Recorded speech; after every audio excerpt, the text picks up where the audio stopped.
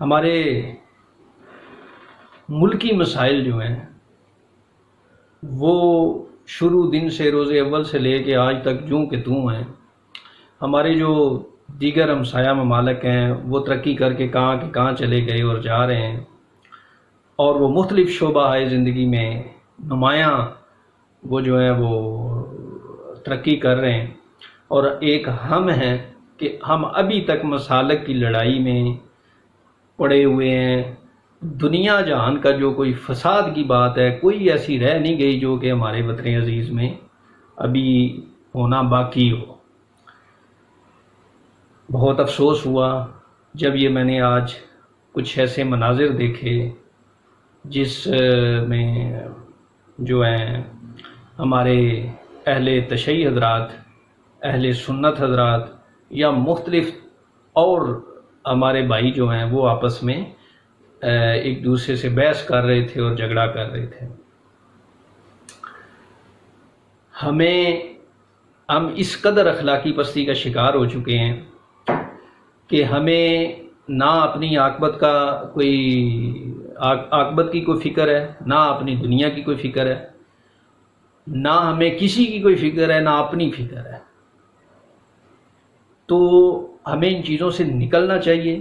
ہم تمام مسلمان کلمہ گو ہیں۔ جو فروعی مسائل ہیں اگر ان میں کوئی اختلاف ہے تو اس کا اور بہت سے طریقے ہیں اس کے اظہار کے، فساد کے علاوہ۔ تو ہم جتنے بھی کلمہ گو ہیں، مسلمان ہیں، آپس میں بھائی ہیں، تو ہم نے جو اس قسم کے جو سازشی عناصر ہیں ان کو شکست دینی ہے مل کے۔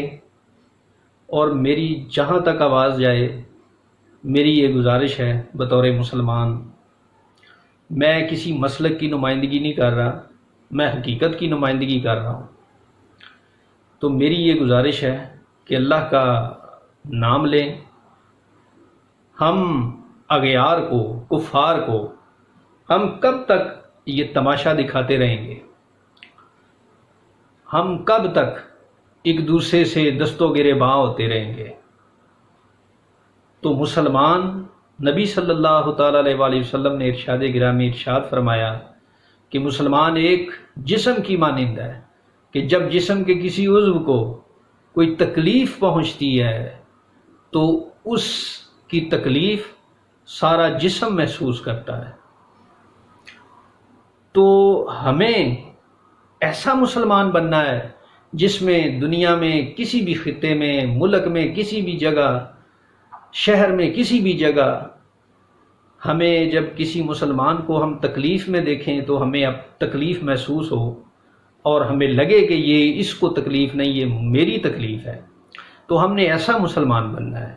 ہم نے ان مسالک سے نکل کر دین کی نمائندگی کرنی ہے، حقیقت کی نمائندگی کرنی ہے، اور ایک دوسرے سے نفرت کی بجائے ایک دوسرے سے پیار اور محبت کی بات کرنی ہے، نہ کہ ایک دوسرے کو ہم کافر ڈکلیئر کریں کہ فلاں جو ہے وہ کافر ہیں اور فلاں جو ہیں وہ کافر ہیں۔ تو کوئی کافر نہیں ہے، ہم سارے کلمہ گو ہیں، ہم سارے مسلمان ہیں، اور اس دور میں ہر آدمی یہ شعور رکھتا ہے کہ وہ کیا کر رہا ہے۔ تو یہ علیحدہ بات ہے کہ وہ اپنے ضمیر کو وہ اگنور کر دے، اپنے ضمیر کی آواز کو وہ دبا دے۔ تو میری تمام مسلمان بھائیوں سے یہ گزارش ہے کہ ہمارا اللہ ایک ہے، ہمارا رسول نبی آخر الزماں حضور صلی اللہ تعالیٰ علیہ وسلم ایک ہیں، قرآن ہمارا ایک ہے۔ تو ہم کیوں ایک نہیں ہو رہے؟ تو ہمیں ایک ہونے کی ضرورت ہے بطور مسلمان، بطور وطن، ہم وطن، بطور پاکستانی۔ ہمارا یہ فرض ہے کہ ہم ایک دوسرے کے لیے آسانیاں پیدا کریں، ایک دوسرے کے لیے ہم جو ہے وہ اظہار اور قربانی کا جذبہ رکھیں دل میں، اور ایک دوسرے سے ہم محبت اور اخلاق کے ساتھ پیش آئیں۔ نبی کریم صلی اللہ تعالیٰ علیہ وآلہ وسلم نے ارشاد فرمایا کہ تم میں سے بہترین وہ ہے جو اخلاق کے لحاظ سے زیادہ بہتر ہے۔ تو ہم اس قدر اخلاقی پستی کا شکار ہو رہے ہیں کہ اخلاق نام کی ہم میں چیز نظر نہیں آ رہی، تو اسی پر میں اپنے چند اشعار جو ہیں وہ نظم کے چند اشعار ہیں وہ میں آپ کے گوش گزار کرتا ہوں کہ اے مسلم نہ جانے تو کب بیدار ہوگا، اے مسلم نہ جانے تو کب بیدار ہوگا، دامنے دی چھوڑ کر کب تک یوں خوار ہوگا، اے مسلم نہ جانے تو کب بیدار ہوگا، اے مسلم نہ جانے تو کب بیدار ہوگا۔ اور اقصا کی آگ تیرے گھر گھر میں آ گئی، دہشت کافروں کی تیرے سر پہ چھا گئی، اب بھی بیدار ہو جا، نہ ہوا بیدار اب بھی تو کب بیدار ہوگا، اے مسلم نہ جانے تو کب بیدار ہوگا۔ تو ہمیں بیدار ہونا ہے۔ ہم نے اپنے نبی صلی اللہ تعالیٰ علیہ وآلہ وسلم کے دین کو بڑھانا ہے، فروغ دینا ہے، اور اپنے کردار سے، اپنے عمل سے ہم نے دنیا کو بتانا ہے کہ ہم ایک باشعور قوم ہیں اور ہم ایک امت ہیں، ہم ایک جو ہے وہ جسم کی مانند ہیں، اور ہم اتفاق سے، پورے اتفاق کے ساتھ، پوری دل جمی کے ساتھ، ہم ایک دوسرے کے ساتھ اخلاص کے ساتھ ہم تمام مسلمان آپس میں بھائی بھائی ہیں۔ ہمیں یہ سوچنا چاہیے، بڑے افسوس کی بات ہے کہ ہم دودھ بیچنے والے سے لے کر، پھل بیچنے والے سے لے کر، ہم اوپر تک ہمارا نظام جو ہے وہ اس قدر کرپٹ ہو چکا ہے، اس قدر صرف کرپٹ نہیں، اس کے ساتھ ملاوٹ بھی، وہ ہم اس کا شکار ہو گئے ہیں۔ صرف ہوس پرستی، اس میں ہم، اس دلدل میں ہم پھنس چکے ہیں، اور ہم اپنی عاقبت کو بھولے ہوئے ہیں۔ نہ ہمیں اپنی فکر ہے، نہ اپنی عاقبت کی فکر ہے، نہ کسی کی عاقبت کی فکر ہے۔ تو ان چیزوں کو ہم یہ اپنی زندگی سے ہمیں نکالنا ہوگا۔ اگر ہم نے سکون پانا ہے، اگر ہم نے چین پانا ہے حقیقی طور پر، تو دولت سے سکون نہیں حاصل ہوتا، یہ یاد رکھیں۔ سکون دولت سے ہرگز حاصل نہیں ہوتا۔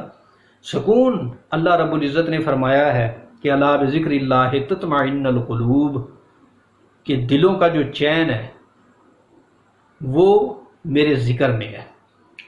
تو جب تک ہم اللہ اور اس کے رسول صلی اللہ تعالیٰ علیہ وآلہ وسلم سے پکا ناطہ رشتہ نہیں جوڑیں گے، تب تک ہم سکون نہیں پا سکتے۔ ہمیں یہ تو نظر آتا ہے کہ ہمارے ساتھ کوئی ملاوٹ کر رہا ہے، لیکن ہمیں یہ نظر نہیں آتا کہ ہم کیا کر رہے ہیں کسی کے ساتھ۔ تو ہمیں یہ چیز کو بغور دیکھنا چاہیے، اس پہ سوچنا چاہیے کہ ہم بطور معاشرہ کس قدر پستی کا شکار ہو چکے ہیں۔ آئیے آج سے یہ عہد کریں، آج سے ہر سننے والا جس تک میری آواز جائے، خدا را آج ہم عہد کریں کہ اگر میں دودھ کا کام کرتا ہوں تو میں ملاوٹ نہیں کروں گا، اگر میں گوشت کا کام کرتا ہوں، کوئی اس قسم کا کاروبار کرتا ہوں تو میں اس میں ملاوٹ نہیں کروں گا، میں اس میں کسی قسم کی جو ہے وہ کوئی ایسی چیز نہیں بیچوں گا جس سے کسی دوسرے مسلمان بھائی کا یا کسی بھی شخص کا نقصان ہو، صحت کے حوالے سے یا پیسے کے حوالے سے۔ اور اگر ہم دین بیان کر رہے ہیں ممبروں پر تو ہم عہد کریں کہ ہم سچ بات لوگوں کو بتائیں، ہم بالکل سچی بات لوگوں کو بتائیں جو کہ اللہ اور اس کے رسول صلی اللہ تعالیٰ علیہ وسلم کی بتائی ہوئی باتیں ہیں۔ اگر ہم سیاستدان ہیں تو ہمیں یہ چاہیے کہ ہم اپنی ذاتی مفاد کو بالائے طاق رکھتے ہوئے ہم ملک و قوم کی خدمت کے لیے اپنا کردار ادا کریں۔